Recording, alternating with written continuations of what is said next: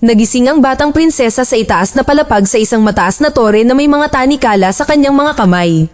Bahagya niyang naalala ang nangyari noong gabing iyon, ngunit determinado siyang tumakas. Nang makarinig siya ng mga yabag ng paa, nagkunwaring natutulog ang dalaga.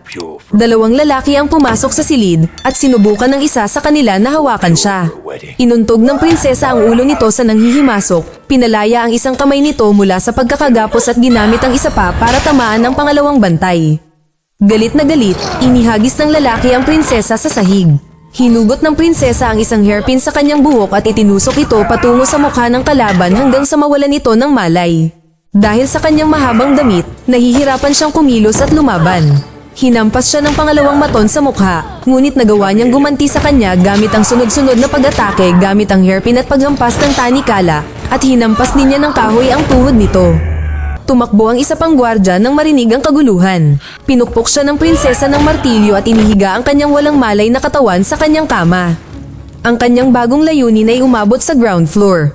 Pagtingin niya sa bintana, nakita niya ang mga mananalakay na pinipilit ang kanyang pamilya na lumuhod. Isinara ng mga kaaway ang kastilyo upang walang makatakas at ang buong kaharian ay sinakop ng anak ng isang diplomat na si Julius. Upang gawing lehitimo ang kanyang pagkuha sa kaharian, binalak niyang pakasalan ang prinsesa at tinulungan siya ng mandirigmang si Moira na gawin ang kanyang mga hangarin. Nainis si Julius sa napakabait na hari na nag-alok ng kanlungan sa mga dayuhan sa halip na sakupin ang kanilang mga lupain. Napagtanto ng prinsesa na kasalanan niya ang lahat. Noong nakaraang araw, dapat niyang pakasalan si Julius at siya sana ang magiging pinuno pagkatapos ng kamatayan ng hari. Ngunit sa huling sandali, nagbago ang isip niya at tumakas. Isang matipunong sundalo na nakasuot ng helmet na may sungay ang pumasok sa banyo. Habang siya ay abala, ang prinsesa ay nagtago sa ilalim ng tubig sa paliguan. Ngunit dahil nagtagal siya, muntik nang malunod ang prinsesa. Pinunit niya ang bahagi ng kanyang damit at pumunta sa koridor. Sa kasamaang palad, nakita siya ng isang gwardya at sinunggaban siya sa lalamunan. Ang pag-atake sa gayong malaking tao ay walang kabuluhan dahil nasasaktan lang niya ang sarili niya. Siya ay may hawak na mahabang espada ngunit mabagal itong kumilos, kaya ginamit ito ng dalaga sa kanyang kalamangan. Nang mabitawan niya ang espada niya, ginamit niya ang mga sungay niya upang tapusin siya. Tumalon ang prinsesa sa kanyang mga balikat, tinanggal ang kanyang helmet at itinusok ang sungay sa kanya at tuluyan ng natalo ang malaking tao. Mula pagkabata, siya ay sinanay sa kung fu ng isang imigranteng babae mula sa China kahit natutol ang hari sa naturang pagsasanay. Samantala, isang sundalo ang hinila mula sa ilog. Naghinala si Julius na may lumitaw na tagapagligtas sa kastilyo, kaya't nagutos siya ng pagsusuri sa kalagayan ng prinsesa. Upang gawin ito, ang pinakamatibay na bantay ay ipinadala sa tuktok ng tore. Samantala, habang nagpapagaling ang prinsesa pagkatapos ng laban, pinunit niya ang kanyang palda at manggas na nagiging hadlang sa kanyang paggalaw. Dalawa pang sundalo ang pumasok sa silid. Sinaksak niya ang isa gamit ang putol na patpat at itinali ang isa sa poste gamit ang lubid. Tumanggi silang sagutin ang mga tanong niya, kaya kinailangan niyang gumamit ng crossbow. Nang mapansin ng prinsesa ang mas maraming kawal na tumatakbo sa hagdan, bumaba ang prinsesa sa labas ng bintana upang hindi makita. Tila ang panganib ay lumipas na, ngunit isang napakalaking gwardya ang umupo upang magpahinga sa tabi mismo ng bintana. Dahil sa kanya, kinailangan niyang manatili sa gilid ng bangin ng ilang minuto pa. Sa silid ng trono, nagnanakaw at nagiinuman ang mga kalaban na sundalo. Tahimik na nilampasan sila ng prinsesa at tinungo ang kanyang kwarto. Kinuha niya ang kanyang espesyal na espada upang magawa niyang labanan ang mga kalaban. Sa kabila ng pagbabawal ng kanyang ama, ipinagpatuloy ng dalaga ang pagsasanay ng martial arts.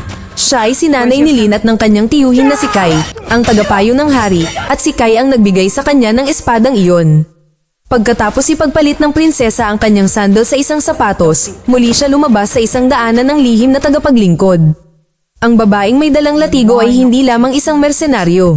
Siya rin ay ang kasintahan ni Julius. Ang mananakop ay nagpaplanong tapusin ang matandang hari pagkatapos na maupo sa trono. Nang magsimulang magyakapan ng dalawa, sinubukan silang hampasin ng prinsesa sa pader, ngunit nagambala sila ng kawal.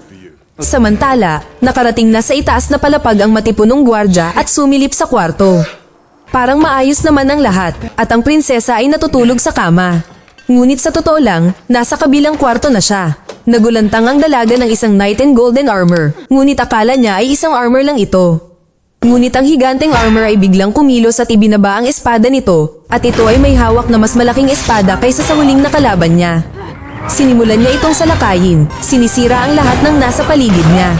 Ang baluti nito ay masyadong matigas upang mabutas, ngunit natagpuan ng prinsesa ang mga mahihinang bahagi nito sa ilalim ng mga kilikili nito at sa ibabang bahagi ng katawan nito. Nasugatan ng kabalyero, ngunit patuloy pa rin sa pag-indayog ng kanyang espada. Kaya, binasag ng prinsesa ang isang banga ng langis sa ibabaw niya at sinunog ang armor nito.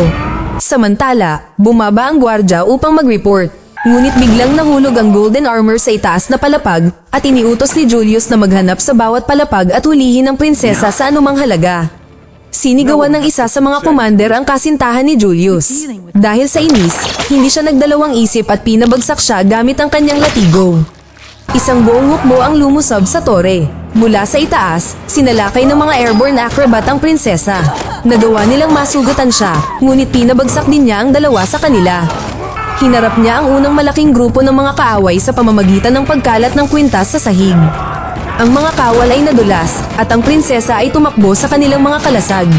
Ang isa sa mga acrobat ay hindi gaanong pinalad, pinuto ng prinsesa ang kanyang lubod at iniwan siyang nakabitin ng patiwarik. Mas maraming kawal ang patuloy na dumarating. Isang matigas na brute na may dalang martilyo ang nagpatuloy sa pagdurog sa kanya, kaya kinailangan niyang tapusin siya sa isang tiyak na pag-atake sa ulo. Naging kritikal ang sitwasyon at napaligiran ng prinsesa at isang bagay lang ang nagligtas sa kanya dahil ang utos ay kunin siya ng buhay. Na-corner, ang batang babae ay tumalon sa isang sundalo at nahulog sa ika-5 palapag kasama niya. Sinubukan ng isa sa mga kawal na kopyahin ang ginawa niya, ngunit nasaktan ito. Sa sandaling iyon, may isang sugatang gwardya na dumaan, hindi napansin ng prinsesa. Napapaligiran na naman siya, kaya kinailangan niyang tumalon sa bintana at humawak sa isang bandila. Tumakbo siya sa dingding at tumalon sa isa sa mga kwarto. Nasugatan ng prinsesa, ngunit kailangan niyang magtago at lagyan ng benda ang kanyang mga sugat. Naalala niya ang pag-uusap nila ng kanyang mga magulang. Dahil ang hari ay walang lalaking tagapagmana, napilitan siyang ipakasal ang kanyang anak kay Julius. Ang kanyang ama ay umaasa na ang prinsesa ay magbabago ang isip at pakasalan si Julius, ngunit hindi iyon ang iniisip niya. Sa kasalukuyan, biglang pumasok si Lynn sa kwarto, at ang babaeng in-check ay may dalang espesyal na pamahid sa pagpapagaling. Makakatulong ito sa kanyang estudyante na makabawi ng mabilis. Sinabi sa kanya ni Lynn na noong nakaraang gabi, nasira ni Julius ang halos buong Royal Guard. Siya lamang at ilang iba pa ang nakaligtas. Ang plano ay tumakas sa pamamagitan ng mga imburnal, ngunit maaari lamang silang ma-access sa pamamagitan ng kusina. Doon, nagtatakbuhan ng isang grupo ng mga gwardya. Kinuha nila ang isa sa mga kusinero at idinikit siya sa dingding. Buti na lang at dumating ang prinsesa para sa kanya. Nagsimula ang laban at ginamit ng mga kaaway ang lahat ng bagay na mahawakan nila, ngunit wala itong epekto. Hindi nagtagal, pinabagsak nila ang mga kaaway ng hindi man alang pinagpapawisan at pinilit silang tumakas. Ngunit sa sandaling iyon, si Moira ay sumugod sa kusina. Gamit ang kanyang latigo, na-dislocate niya ang balikat ni Lynn at isinabat ang prinsesa sa kisame. Sa sobrang pagsisikap, nagawang labanan siya ng mga babae. Inutusan ni Lynn ang prinsesa na tumakas sa imburnal at mananatili siya sa likod upang pigilan si Moira. Ang prinsesa ay lumusong sa imburnal at pumunta sa piitan kung saan nakakulong ang kanyang pamilya na binabantayan ng 3 lasing na sundalo. Ang prinsesa ay nagkunwaring umiinom din at nang walang kahirap-hirap, pinabagsak niya sila. Ang kanyang ama ay hindi makapaniwala na ang kanyang anak na babae ay may kakayahang kumilos na parang madali lang ang pagtapos sa buhay ng tao. Ngunit pagkatapos noon, biglang natumba ang prinsesa, nagising sa silid ng trono, at nahuli rin si Lynn. Sinubukan hawakan ni Julius ang mukha niya at halos maputol ang mga daliri. Balak pa rin ng mananakop na pakasalan ng prinsesa, ngunit nangako siyang gagawing bangungot ang buhay niya. Hindi ito nagustuhan ni Julius, kaya nagpasya siyang kunin ang kapatid niyang si Violet bilang asawa. Sa sandaling iyon, ginulo ng prinsesa ang lahat, at kinuha ni Lynn si Violet at tumakas sa bulwagan. Samantala, ang pangunahing tauhang babae ay marahas na itinapon sa labas ng bintana at siya ay nahulog mula sa mataas na palapag at nalaglag sa tubig, dahan-daang lumulubog sa tubig. Ngunit ang mga alaala ay tumulong sa kanya na makabalik sa kanyang kamalayan. Pinutol ng prinsesa ang lubid gamit ang isang piraso ng mga labi sa ibaba at bumalik sa itaas. Inutusan ni Julius na ihanda agad ang seremonya ng kasal. Pero kailangan muna niyang hanapin ng bride, si Violet. Ngayon ang prinsesa ay ganoon din ang layunin. Sa kanyang paglalakbay, nakatagpo siya ng isa pang malaking tao. Ngunit sa pagkakataong ito ay si Violet ang nagpabagsak sa kanya. Itinulak ang isang suit ng armor sa lalaki. Pagkatapos, silang tatlo ay bumaba sa secret armory. Habang hinahalughog ng mga sundalo ang buong kastilyo, ang mga babae na mandirigma ay nagsuot ng leather na baluti. Kinuha ng prinsesa ang kanyang espada at si Lin, ang kanyang espesyal na pana. Hindi pa handang lumaban si Violet, kaya ang pangunahing gawain niya ay magtago ng mabuti. Nakahanda na si Julius na pahirapan ang Reyna para ipatawag niya ang kanyang nakababatang anak na babae. Ngunit pagkatapos ay umalingaw-ngaw ang mga ingay ng labanan mula sa labas. Ang prinsesang ito ay patuloy na tumatangging mamatay at kahit ang isang buong hukbo ay hindi siya kayang pigilan. Lalo na't kasama niya si Lin at ang mahimalang armas nito sa tabi niya at si Violet na hindi na nakayanan manatiling nakatago. Nagawa niyang makapasok sa loob at pumunta sa mga bilanggo at pinutol ang mga lubad na nagbubuklod sa mga kamay ni Kai. Ang mga babae ay agad na napalibutan ng mga kabalyerong armado ng malalaki at mabibigat na armas. Ngunit alam na ng makaranasang prinsesa kung saan siya dapat umatake. Sa wakas ay nahanap na ni Julius si Violet. Balak niyang pakasalan ang dalagang ito. Samantala, ang mahusay na kombinasyon ng prinsesa at si Lin ay nagdudulot ng kalituhan sa hanay ng kalaban. Kalahati ng mga kalaban ay bumagsak sa ilalim ng kanilang mga pag-atake. Ang huling kalaban na pinabagsak niya ay isang mamamana at patuloy na nilalabanan ni Lin ang mga bantay sa loob ng kastilyo at dumating ang kanyang tiyuhin upang tulungan siya.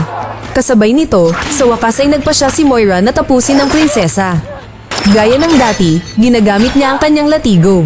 Sinubukan ng hari na kunin ang espada kay Julius, ngunit napigilan niya ito at sa halip ay tinamaan siya ni Julius sa tiyan. Sa panahon ng sagupaan, nawalan ng espada ang prinsesa. Ngunit lumapit siya sa kanya at ginamit ang sandata ni Moira laban sa kanya. Itinali ang kanyang latigo sa kanyang leeg at pinatulog ang kanyang kaaway. Sa sandaling ito, natalo si Lin sa sarili niyang laban. Malubhang nasugatan ni Julius ang babaeng inchik at bumagsak siya sa sahig. Isang nasisiyahang Julius ang naglagay ng korona sa kanyang ulo at naghahanda upang labanan ang kanyang dating bride. Si Julius pala ay hindi lang malakas, pero tuso din. Ipinagtatanggol niya ang kanyang sarili gamit ang kanyang huling lakas. Hanggang sa madisarmahan ng kontrabida ang espada mula sa kanyang mga kamay.